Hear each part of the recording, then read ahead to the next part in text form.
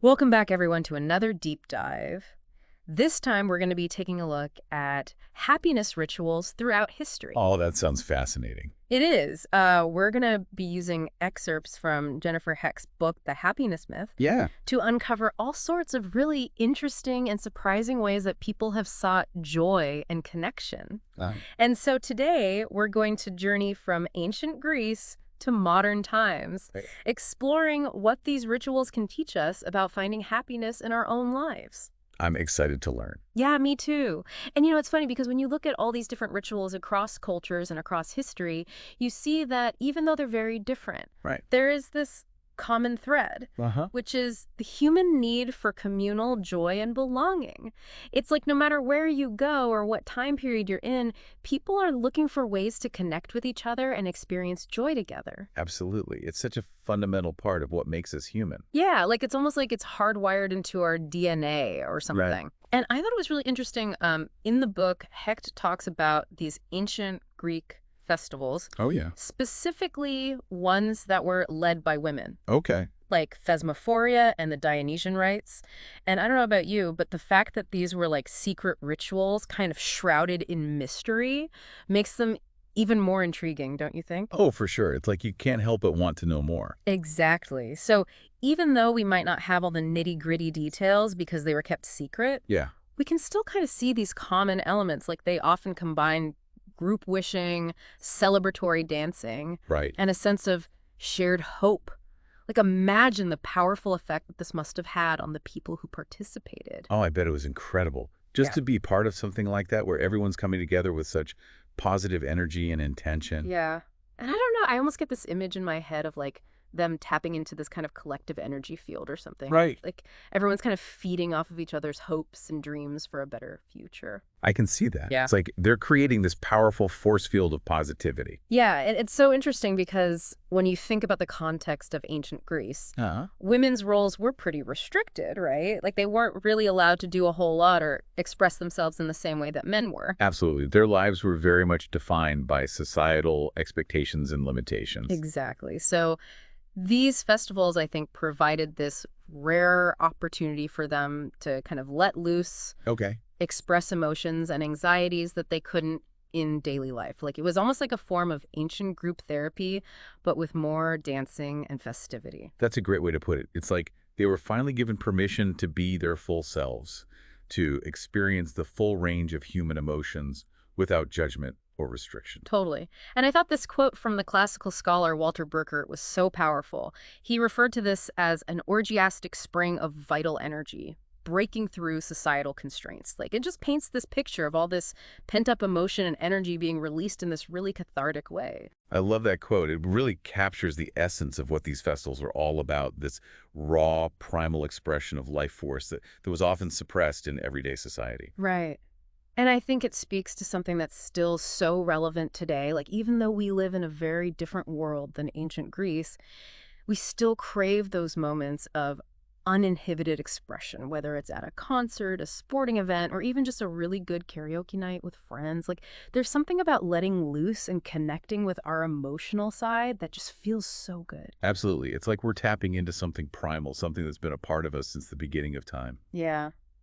And I'm curious to get your thoughts on this. Like, do you see a connection between those ancient practices of seeking catharsis and our modern need for emotional release? Like, is it something that's kind of ingrained in us as humans? I definitely think so. I mean, Yeah. we're social beings who need to connect, to express ourselves, and to experience joy and sorrow together. Mm-hmm.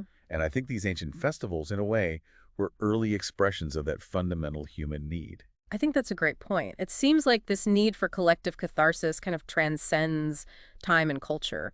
So with that in mind, let's shift gears a bit and fast forward a few centuries to the medieval period. Okay. We're going to talk about their infamous carnival celebrations. Those were always a good time. These were periods of deliberate chaos and inversion where societal norms were totally turned upside down. What do you think was the driving force behind those kinds of celebrations? Well, you had men dressing as women, servants as kings, There were mock trials and satirical plays. It was a chance to kind of poke fun at authority and let loose before the restrictions of Lent set in. It's fascinating to think that even with the church's strong influence, they still allowed for this rebellious and subversive event. Like, it seems almost counterintuitive, doesn't it? It does. But I think Carnival, while tied to the church calendar, also served as a sort of safety valve for societal pressures.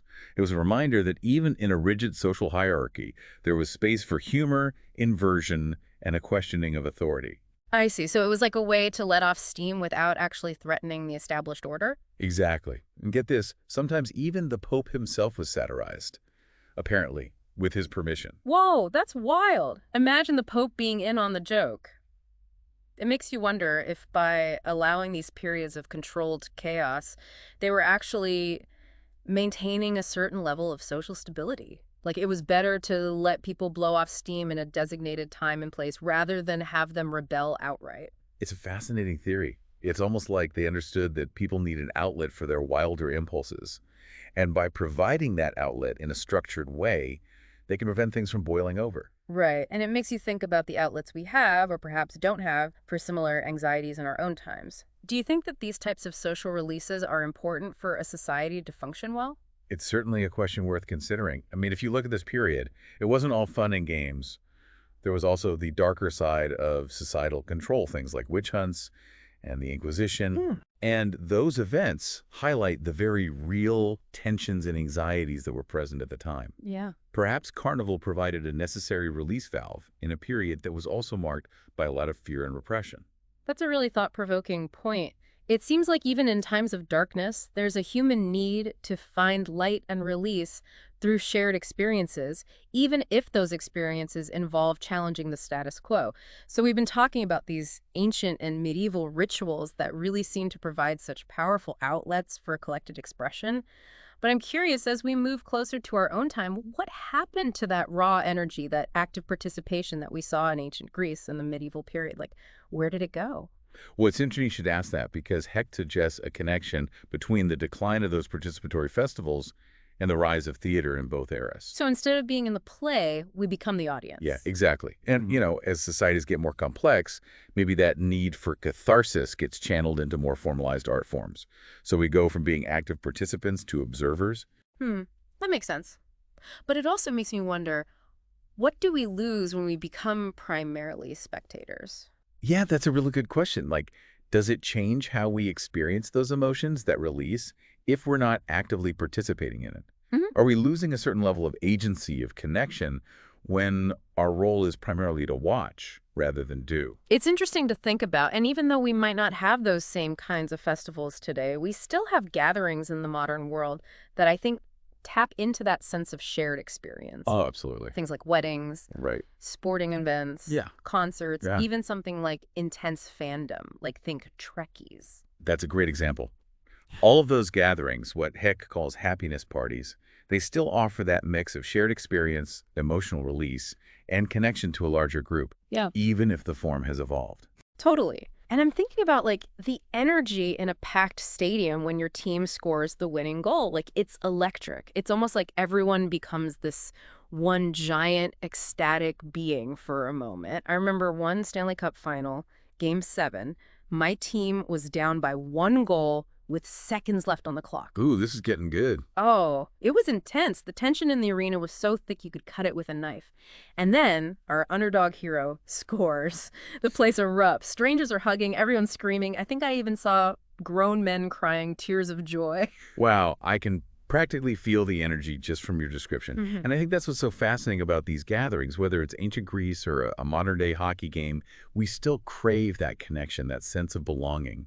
And even though the rituals themselves may differ, they all tap into those fundamental human needs for joy, sorrow, and, belonging. It's like we're hardwired for these experiences. Totally. It really seems like these shared experiences, these rituals, are a part of who we are as humans. Yeah. And Hecht points out another element that links these gatherings across time and cultures: costume. Yeah, costumes. It's amazing how they persist, even in our modern world. Like, think about the whole makeover show phenomenon. People get a new wardrobe, a new hairstyle, and boom, they feel like a different person. Right, it's like trying on a new persona, experimenting with different aspects of yourself. Exactly. And it directly echoes those ancient festivals and carnival where costumes allowed people to step outside their everyday identities and explore different parts of themselves. Hecht even suggests a thought-provoking experiment for the listeners. Oh, what's that? She asks, what if you tried on a costume that embodies something you fear? Whoa, okay, like face your fear by literally wearing it. That's it. To confront and potentially transform that fear through this playful, almost ritualistic act. I love that idea, taking that Halloween energy and using it for personal growth. But, speaking of confronting fears, Hecht brings up something else we might not consider a modern ritual: the news. The news.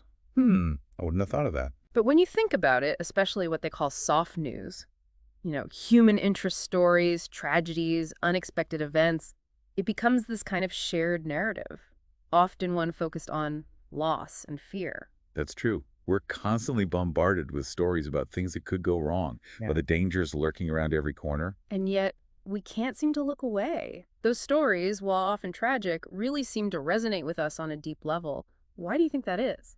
Well, Hecht explains that even though these stories are tough to hear, they actually tap into some deep-seated anxieties and help us process them collectively. I see. So it's like we're trying to make sense of the chaos of the world by sharing those stories and fears, even if it's about things that we hope never happen to us. Exactly. It's like finding connection through shared vulnerability, even if it's through the experiences of others. And it kind of reminds me of the public mourning for Princess Diana. Oh, yeah. It was this shared experience of grief that transcended national boundaries. It truly felt like the whole world was in mourning together. Absolutely. And I think that speaks to the power of these shared narratives, these collective experiences, to unite us even in times of sorrow. It really does. And it makes me wonder, what news stories resonate most deeply with you and why? What is it about those particular stories that grabs your attention and makes you feel so connected to them? Hmm. That's a really interesting question to think about. It really speaks to the power of narrative, of shared experiences, even in our often fragmented modern world. It's incredible to think about how throughout history people have used rituals and shared experiences to navigate the complexities of life. As we're wrapping up our deep dive into these happiness rituals, what takeaways resonate most with you? Well, I think what really strikes me is this enduring nature of our need for connection and emotional expression. It's like from those ancient festivals to modern day fandom, we find ways to come together, celebrate, mourn, and just feel as a collective. It really is a powerful reminder that despite all of our modern advancements and distractions, we're still seeking out those moments of connection with each other. And those rituals aren't just about fleeting happiness, are they? No, not at all. I think they serve a much deeper purpose, helping us process emotions, navigate anxieties, and strengthen our bonds with each other. So it's not just about having fun, it's about tapping into something bigger than ourselves. I really like that. It kind of reinforces this idea that we're not alone in this journey? Absolutely. We're all part of this larger human story, one that's been unfolding for millennia.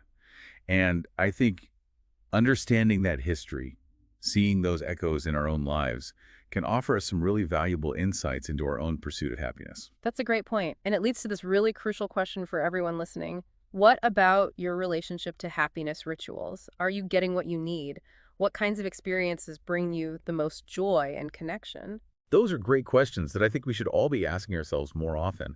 And I have a feeling Hecht would encourage us to be more intentional about seeking out those experiences. To really examine what makes us feel truly alive, connected, and, yeah, happy. Exactly. And to be open to exploring new rituals, new ways of connecting with ourselves and each other. Maybe that means finally trying that ecstatic dance class you've been curious about, or planning that annual camping trip with your friends, or even putting on a silly costume and joining your local Halloween parade. I love it. It's all about embracing possibility and those moments of shared joy and wonder, however they show up in our lives. Couldn't agree more. And Hecht leaves us with one final thought-provoking question, inspired by her exploration of these historical rituals. If you could design a modern-day festival to bring people together and promote happiness, what would it look like? Oh, what a great question to ponder. I think it's a perfect way to end our deep dive. It gives you something to think about, something to spark your imagination. Maybe it even inspires you to create your own rituals of joy and connection. So as we sign off today, we encourage you to embrace the spirit of this deep dive.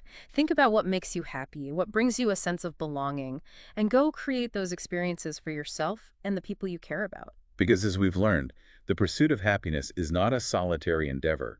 It's a collective journey, a tapestry woven from shared experiences, ritual, and connection. Beautifully said.